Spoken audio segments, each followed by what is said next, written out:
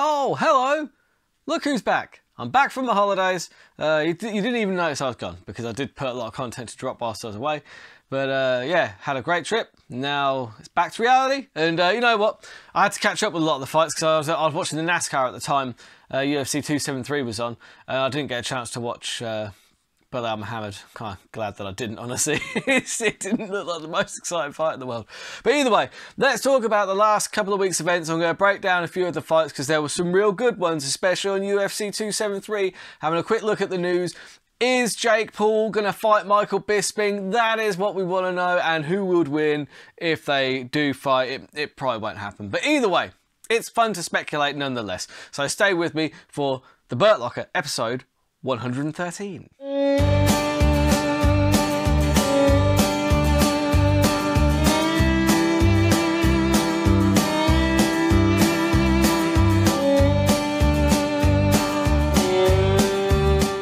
So let's start off with UFC 273. Yeah, that was a great event. It was a really good event. I did watch it when I got home because I could have watched it when I was out there. I had a VPN, but you know what? I was just having too much fun. You know, I did a little road trip around America. Started in Chicago, went as far as West Virginia, went to Martinsville, Virginia to watch the NASCAR. Saw the Chicago Bulls, saw the Blackhawks, the ice hockey. Went to see Wheeler Walker Jr. at the Ryman in Nashville. Did some whiskey tasting in Kentucky and Frankfurt. And yeah, Chicago might be my new favourite city in the world. Absolutely stunning place. If you get a chance to go to Chicago, definitely head over there. It's absolutely fantastic. The pizza over there, the deep style pizza, whoo! Yeah, Pequod's fantastic. Paisanos, out of this world.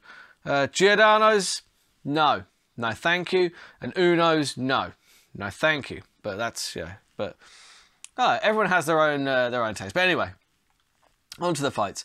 Hamza versus Burns. Wow, that was a fight. I mean, round one, look, it was actually an even fight. Look, does anyone else think that Hamza doesn't win that fight every single time? I mean, I know, the thing is though, you got to think, it was Ramadan, he was fasting, he was doing all that, and how much of an effect did that have? But fair play to Burns, man. Look, most people, myself included, I will eat some humble pie here. I did not really give Gilbert Burns a chance in this fight. And you know what? He proved, he just came out and he showed everybody, didn't he? It was like, even though he lost, his stock went up somehow. Because actually, that was really close. It all came down to the third round because Hamza lost the second very clearly. Very, very clearly. And that third round, I don't know, you could make an argument for either guy in that third round. I thought Hamza, he had like a bit of a flurry at the start of the third round where he landed a bit of a combination, but I don't know. Other than that, he had Burns kind of covering up, but then Burns came back. The last 2 minutes of the round was all Burns, really, just throwing big haymakers and clipping him. And yeah, I don't know. If I didn't know the result beforehand, then I would have been like, well, who's winning this? So yeah, great fight. I would like to see them run it back. Gilbert Burns has requested. He said, like, all he wants is some courtesy. He's like, look, I was number 2, you were number 11. I gave you your opportunity. All I ask is that in a couple of fights' time, I'll get my opportunity again to get my rematch with you. And I think that Hamzat's probably going to be good enough to grant that, but it's not completely up to him. But yeah, you know what, Gilbert was just very impressive. Just like in the second round when he did like a side kick to push Hamza off of him, like from the floor, like basically pushed him into the fence, got up, and he just had this grin on his face, just like, because he knew he was hurt, he knew he was in a war. He just had this grin on his face, like, yep, it's me and you now, motherfucker. You know, let's see how bad you want this smashing now. It's yeah, absolutely fantastic. Hats off to both fighters. What a war. Absolutely great. Algermain Sterling versus Yan. I'll keep this one brief. Not a robbery. Not in any way was that a robbery. Round one, it was fairly, like a lot of people saying, well, how did Algermain Sterling win round one? I'll tell you how. He outstruck Peter Yan. Peter Yan was going forwards a lot, yeah, but he was swinging and missing a lot. And At the end of the round, Algermain landed a nice combination, because it was very even. I'm not saying it was a whitewash one way or the other, but I'm saying it wasn't a fucking robbery. Stop throwing that goddamn term around, right? Because, end of the day, it was an even round up until the end, and then Algermain actually lands a nice combination, a really nice combination, and then right at the end of the round, right, they both land. Jan lands a left, but but Algermain was already throwing the right, and that landed. It was like, doo-doosh, right? But the commentators only mentioned Jan's left. Just because the commentators only mentioned Jan's left doesn't mean that Algermain didn't land that right. So it's not like he ended the round like looking really solid. I thought Algermain looked far better at the end of the round than Peter Jan did. And that is why Algermain got the nod in that first round. And the second and third round, the second round could have been a 10-8. You could really make an argument that could have been a 10-8. There is no way that that was a robbery. Peter Jan was not as dominant in the rounds. Jan won rounds 4 and 5, I thought. But it wasn't like those rounds were as dominant as Aljo was in rounds 2 and 3, right? And Algermain, I thought he edged the first round, but I can see why people think that he didn't. So you can make a case for either guy. But robbery? You're out of your mind. Wasn't a robbery. Do you know what I mean? At the end of the day, Peter Jan should have fought harder in those last 2 rounds. Because at the end of the day, I thought the argument is that Algermain was the most... If you look at all the rounds and how dominant they were, Algermain was the most dominant fighter in that fight. And I thought he deserved to win for that reason. So, there you have it. I don't know what Dana White was going on about. What was wrong with the judging? God damn it. God damn it. Anyway, Volkanovsky versus Zombie, exactly what I thought would happen. Look, end of the day, Volkanovsky just put a clinic on. He just absolutely beat the brakes off of the Korean Zombie. The double elbow blocks, like literally he would go into him, just like double elbow blocks, but just pushing his guard down and then battering him. Unbelievable performance. And I said that this was going to happen, right? Because I'm actually going to address... there is a little comment that it wasn't a horrible comment. It's a comment that I'll take on board. There was some constructive criticism in there, but yeah, it's basically me saying that I thought that Volkanovsky is vastly underrated. That's probably not the right term, honestly. Because he's not underrated at all. I don't know if I don't know if there's a rating high enough for him. I think basically I'm so high on Volkanovsky. I think what I meant to say, rather than saying he's underrated, I don't know if there's a ratings system high enough for him. That dude, he doesn't really have any weaknesses. Not really. Anyway. 21 wins in a row for Volkanovsky, 3 title defences, and the manner in which he's battering some of the best flyweights in the world, featherweights, sorry. I mean, it's just impressive, isn't it? It's just absolutely crazy how good that guy is. I mean, I want to see the third Max fight because, Max has kind of made himself undeniable again, really, because he's just going to keep playing 3 people. And the odds should be close, but Volkanovsky should be the favourite in that, I think. I mean, I just feel like he's been looking so good lately as well. And, yeah, I'll look forward to seeing it. But, honestly, if Max gets beaten by Volkanovsky again, I don't want to see Max get another rematch whilst Volkanovsky's holding the title. Because at that point, I feel like if you've beaten somebody 3 times, it's almost disrespectful for the organisation to go, yeah, no, we want another do-over. We're just going to keep giving this guy do-overs until we get the result that we want. And I think that's kind of disrespectful. But I think the third fight is needed because, that's not too many. But either way, yeah. Great fight, great performance from Volkanovsky, very good event. So yeah, just to say, thank you very much for subscribing. Well, if you're watching, could you please subscribe? Just hit that subscribe button, really helps me out a lot. Let me know in the comments. I always respond to comments because this is such a small show. I do respond to comments. Let me know who you're betting on. Let me know your thoughts. If you think that I'm out of my mind with some things that I say, I'm only human. Do you know what I mean? Sometimes I just talk. I speak without thinking. Do you know what I mean? And I say some things that are perhaps not quite correct in my approach, but it's all a learning process and I strive to be better. But at the end of the day, drop those comments in there. I always appreciate it, and I do try to come back to everybody. And if you've got any topics that you want to discuss, let me know. I'll happily discuss them. So let's have a look at the news, right? So we're going from Volkanovsky, who might be the best fighter in the world, to someone who just thinks he is. Corey Anderson, he said in an interview that he is now the best light heavyweight in the world, and he wonders if Dana White regrets letting him go now. I mean, the answer to that is no. Does anyone else believe that? I mean, look, I get it. Corey Anderson has to believe he's the best light heavyweight in the world, right? Because that's the fighter's mindset, and I do understand that. But does anybody else buy into what he said here? That with his 3 wins in Bellator, that makes him the best light heavyweight in the world, including all the UFC fighters. I'm interested to know. Let me know in the comments. Does anyone else think that?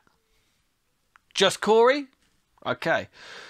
Look, end of the day, look, he's having a good time in Bellator, right? You know, because he had a kind of patchy record in the UFC.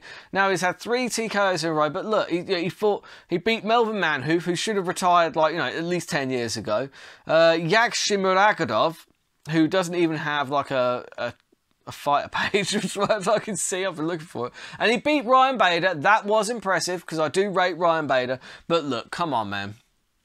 If you think that those 3 wins equals you being the best in the world, including the UFC light heavyweight division, I do think you're dreaming. I'm sorry. Maybe, yeah, but power to you, Corey. At the end of the day, you have to believe that. And you are knocking people out. You're finishing fights. You're having a great time in Bellator. You're earning better money, allegedly. That's what you keep saying. So good for you. That is amazing. And I love to see it. I do love to see it. You know, just good power to you. I want to see fighters doing well. And he is. He's doing well. So, yeah, congrats. Congrats to Corey. Big up. So, DC to Jake Paul. If you want to be considered a legitimate, then call out Anderson Silva, not Mike Bisping. So, basically what's been happening here is that Jake Paul has been... He put Michael Bisping on his hit list again. Now, the problem with this... Now, DC, I just want to point out, DC wasn't saying here that he doesn't think that Michael Bisping could beat Jake Paul. He absolutely does think that Bisping could beat Jake Paul. What he's saying is, if he wants to be considered a legitimate kind of boxer, then maybe he should call out somebody who's actually boxing right now and hasn't been retired since 2017, hasn't had 2, like, knees replaced, hasn't got a glass eye. Do you know what I mean? Hasn't had a really severe neck surgery. The thing is, the laundry list of surgeries that Michael Bisping has had is absolutely ridiculous. And let's be fair, look, Bisping's now 43. He's got that laundry list of surgeries. And so a lot of people think that Bisping could be in trouble against Jake Paul. I'm not one of those people. I do not think that he would be in trouble. I think that Michael Bisping is somebody that Jake Paul maybe should avoid fighting, because bottom line is, Jake Paul seems to do well. Like, okay, yeah, he beat Ben Askren. So Ben Askren is a wrestler who didn't do a lot of boxing. Then you've got Tyrone Woodley, who's a wrestler with a right hand, with respect, right? Like, in terms of boxing ability, and also Tyrone Woodley was so much smaller than Jake Paul. Michael Bisping is the same size as Jake Paul, if not bigger. Bisping's a big cat. He's a big dude. And he's going to have the reach, he'll have the speed. And also, Michael Bisping has been boxing and striking his whole life. I think Michael Bisping would make a mess of Jake Paul. I really do. That's no disrespect to Jake Paul. I think Jake Paul is actually a better boxer than a lot of people kind of think that he is. He's really been putting the work in. And you know what?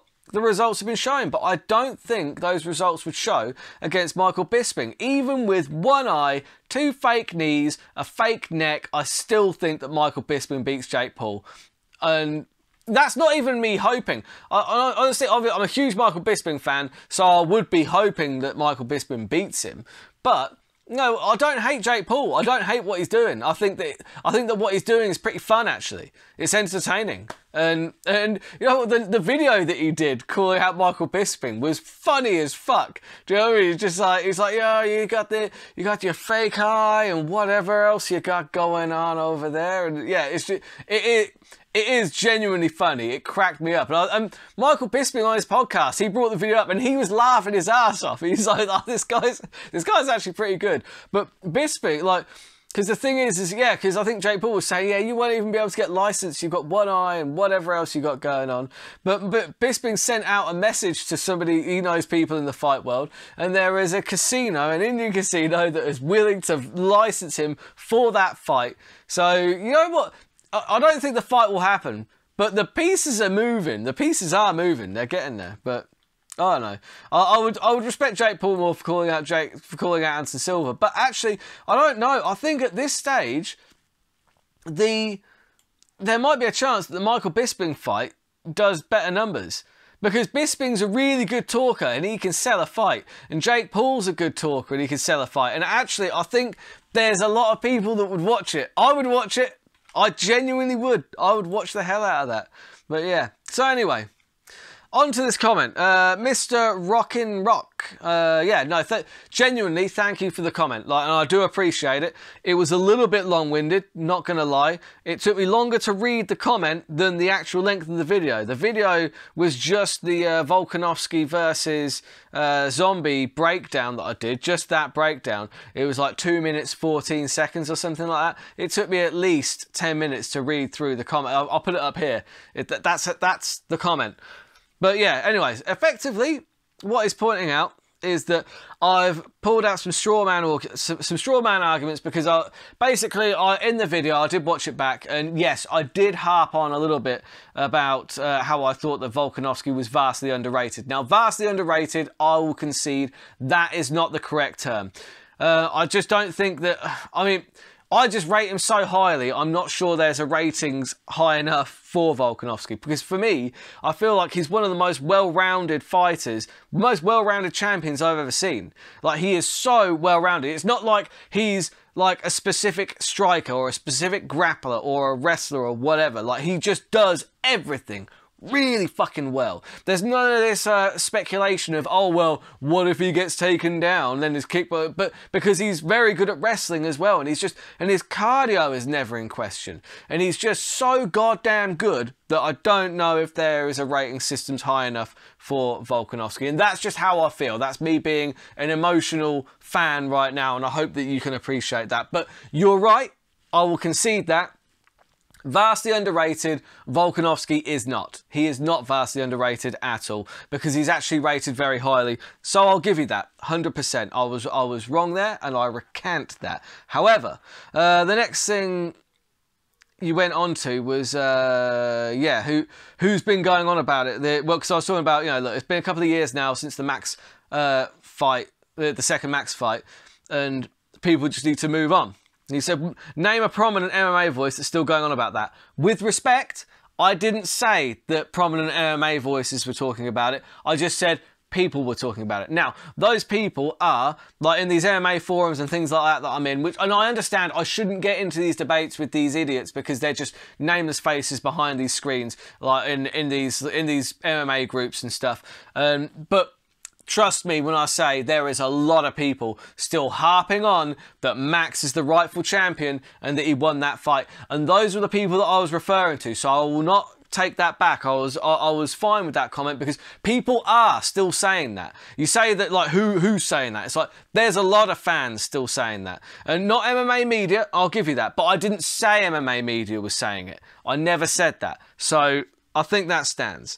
And, you still don't think he massively gets the respect that he deserves. And then you start talking about how some odds makers are making him plus 800 in some books for the Zombie. It's like, no, I didn't say that he wasn't being given respect in that matchup, right? What I was saying was that like the crazy kind of hardcore Max fans that you find in those forums just won't give Volk any respect. To them, he's the number 2 featherweight in the world. Do you know what I mean? Which I think is absolute madness. I didn't say he was being disrespected against the Zombie, because with respect, the odds were very long for the Zombie, and quite rightly so, because, you know, Volk put a beating on him, and I still stand by that.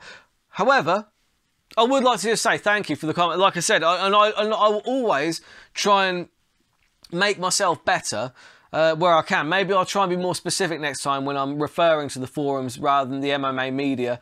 Because you're right. Look, the MMA media, they haven't been talking about the Max fight because, you know, it is over and done with. And I did go on too much about him escaping those submissions by Ortega. But honestly, that's just because I was so goddamn impressed with it.